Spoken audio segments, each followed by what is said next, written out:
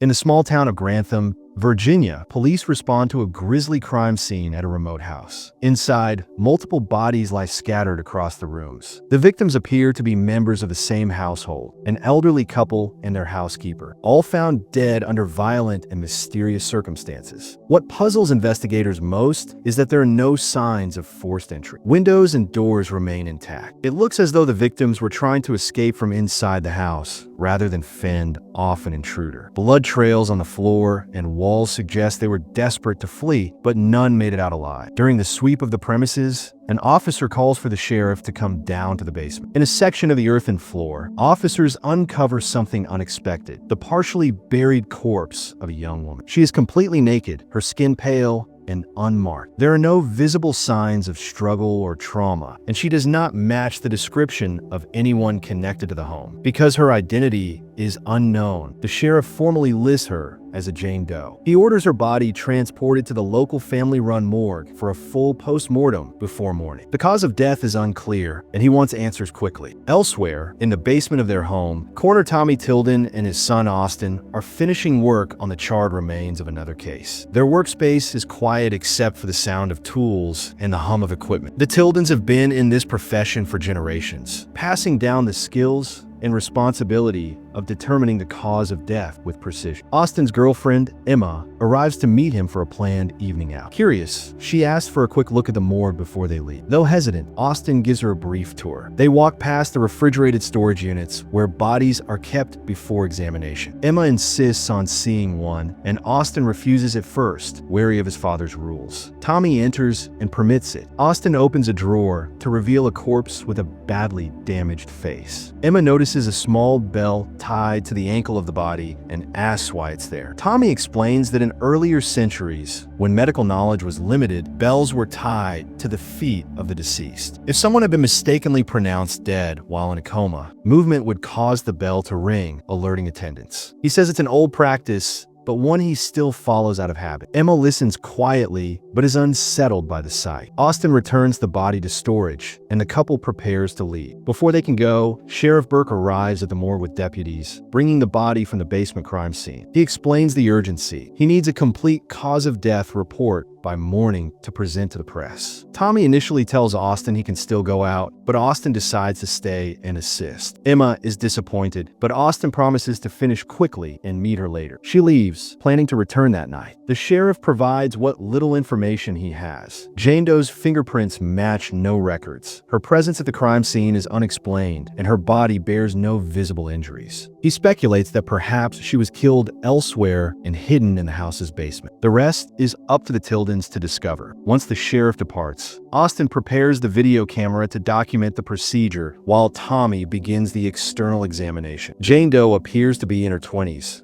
with pale skin and a slender frame. There are no bruises, cuts, or abrasions anywhere on her body. Her nails are clean except for traces of a dark, soil-like substance lodged under them. When Tommy opens her eyes, both are clouded white, a condition usually seen in bodies dead for several days. Yet her skin and musculature show none of the decomposition expected after that amount of time. This contradiction immediately raises questions. Tommy also notes that both her wrists and ankles are fractured, yet there are no corresponding marks on the skin to indicate blunt force or restraint. The breaks are clean and internal, as though something had crushed the bones without damaging the surface. From under her fingernails and toenails, Tommy collects samples of the dark material. Testing reveals it to be peat, a type of dense, flammable soil found in northern regions of the country, far from Virginia. A small amount of the same material is tangled in her hair. It suggests she may have been buried in such soil before being moved. Continuing the external check, Tommy examines her mouth and finds that her tongue has been crudely severed. The wound appears ragged, not the result of surgical precision. One molar is missing from her lower jaw, and inside her mouth they find a piece of thread. Austin photographs these details for their records. Tommy observes that her waist is unusually narrow. At first he considers a genetic explanation, but upon further thought, he remarks that such a shape could result from prolonged use of a corset, a garment worn in earlier centuries, not in modern times. With no clear cause of death visible externally, they prepare prepare to begin the internal examination. Tommy makes the first incision, drawing a clean line from Jane Doe's collarbone down to her abdomen. The moment the blade breaks the skin, fresh, dark blood begins to flow freely. Both men pause. Such bleeding is characteristic of the newly dead, not of someone deceased for days. They continue. Cutting through the ribcage, Tommy examines the lungs. Both are blackened and charred as though severely burned. Yet Jane Doe's skin shows no sign of fire damage. The condition is consistent with third-degree internal burns, an impossibility without external injury. Next, they inspect the heart. The surface bears precise, repeated knife wounds. Similar cuts are found on the stomach, kidneys, and other organs. Each wound is deep and clean, yet the outer body remains untouched. It is as if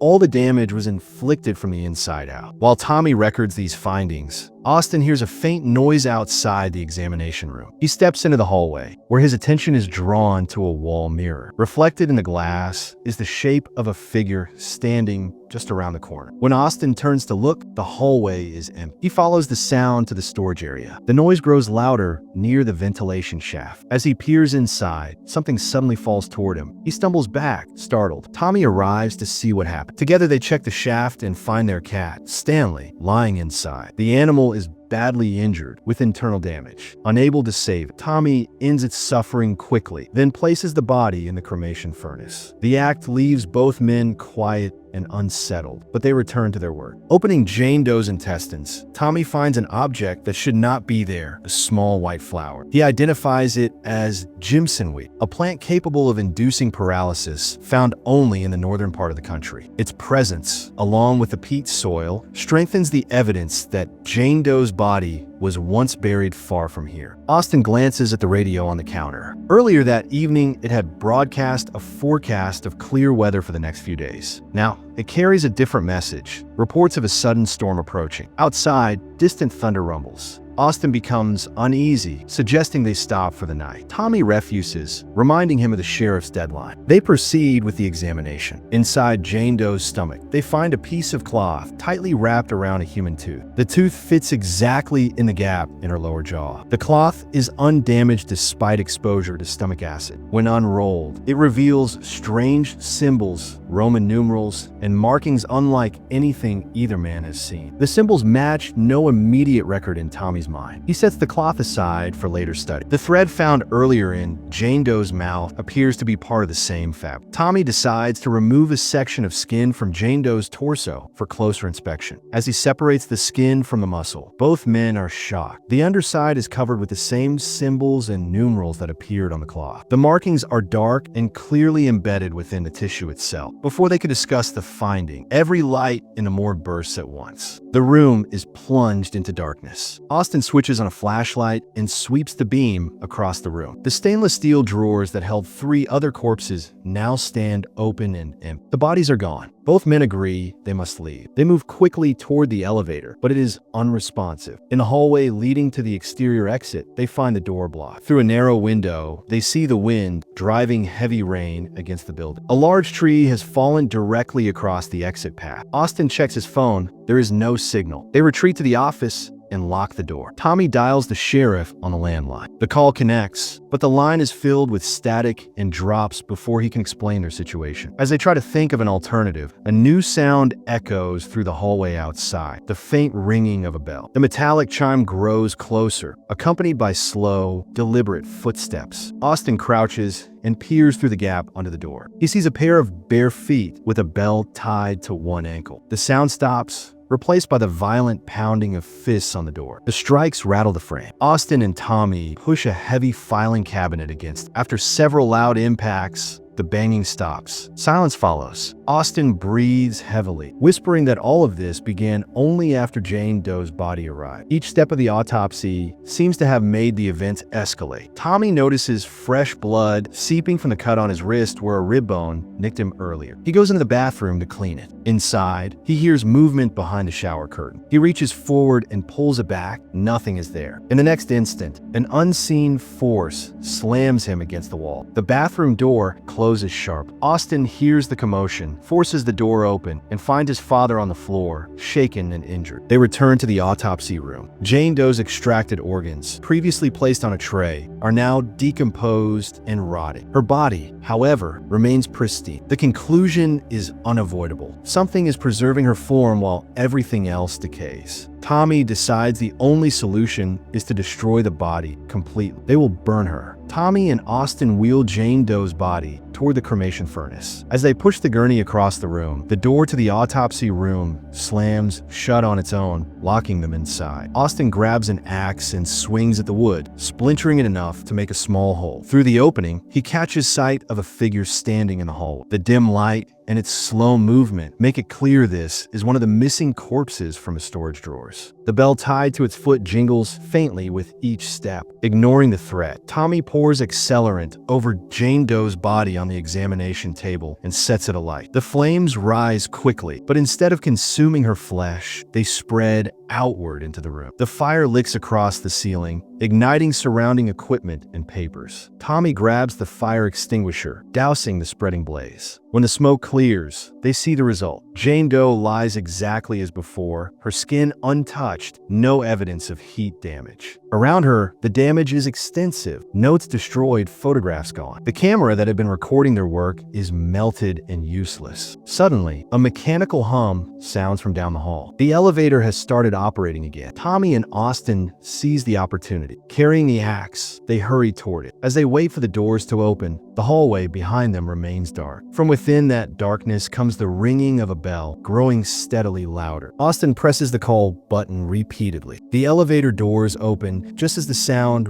reaches the edge of the light. They step inside, but the doors fail to close completely. The elevator remains stuck between floors. Tommy grips the axe tightly, ready for whatever approaches. As the bell's sound draws closer, he swings the weapon through the gap, striking the figure outside. The ringing stops instantly. Austin steps out to check, expecting to see one of the reanimated corpses. Instead, he finds Emma lying on the floor, gravely wounded. Realization sets in. She had come to meet him as promised, and in the confusion, Tommy struck her, believing she was a threat. Austin kneels beside her, grief overwhelming. She dies moments later. The two men return to the elevator, but remains immobile. The air between them is heavy with shock and guilt. After a long silence, Austin speaks. He questions why Jane Doe has not killed them outright. If she has the power to cause all of this, why keep them alive? He wonders if there's something she is preventing them from discovering, something in the autopsy she does not want revealed. Tommy considers the idea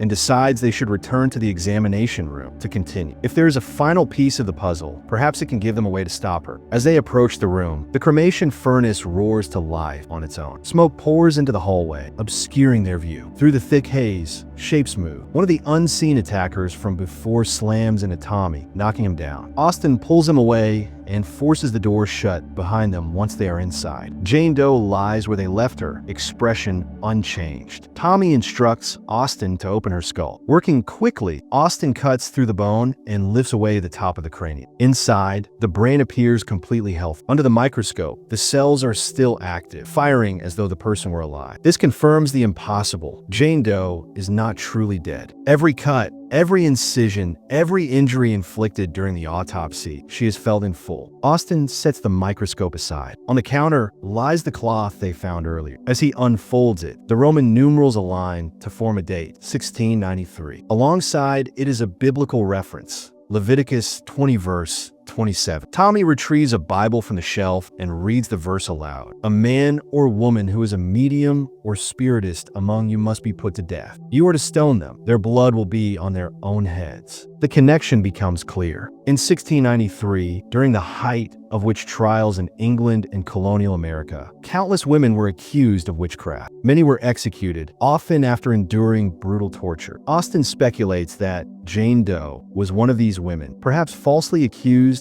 and subjected to horrific rituals meant to purge or punish her. Tommy takes it further. If those rituals failed to kill her spirit, they may have created the very thing her accusers feared. The injuries they've documented, crushed bones, burns, stabbing, match what she might have endured centuries ago. The symbols inside her skin could be part of the rituals used against her. Somehow, she has remained conscious ever since. trapped in a state between life and death. Tommy says that Jane Doe may not simply want to kill them. She may want them to feel exactly what she felt, to experience the same pain and helplessness. From the hallway outside, the sound of shuffling feet returns. A loud bang shakes the door as something begins to force its way in. Austin braces it with his shoulder. Tommy looks back at Jane Doe. He speaks directly to her, offering himself in exchange for his son's safety. He tells her to take her revenge on him alone and let Austin go. The pounding on the door stops. The room falls silent, except for the low hum of the lights. Jane Doe's body remains still, her face expressionless. Then,